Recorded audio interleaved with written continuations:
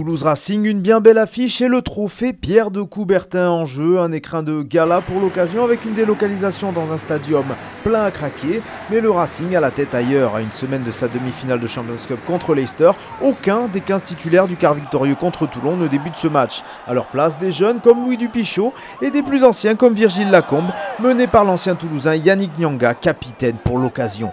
Et si les Franciliens ont ouvert le score par la botte de Benjamin Dambiel, ce sont bien les Rouges et Noirs qui dominent les débats. Le Racing s'accroche mais va craquer sur ce changement d'aile. Yacouba Camara en bout de ligne pour le premier essai du match. Sur cette action, Yannick Nyanga veut monter en flèche sur Gaël Fickou mais arrive un poil en retard. Et derrière, la classe de l'ancien Massicois parle.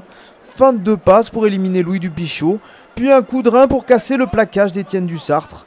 Camara a ensuite la lucidité pour aller aplatir le plus près possible des poteaux. Une attitude payante puisqu'elle facilite la transformation de Sébastien Vézy. Et voilà le Stade Toulousain qui prend les devants 7-3. Camara félicité mais qui devra sortir avant la pause, touché à un genou.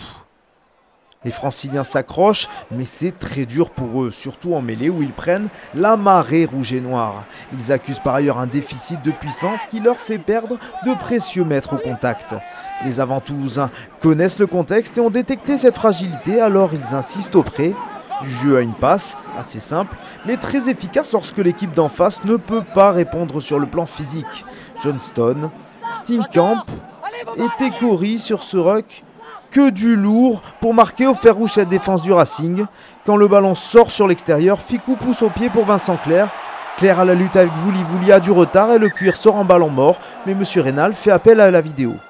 Au ralenti, on voit nettement Albert Vouli mettre une petite claquette au ballon de sa main droite.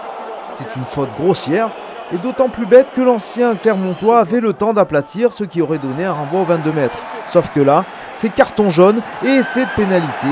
Le Racing n'avait pas vraiment besoin de ça, lui qui avait su limiter la casse jusqu'alors.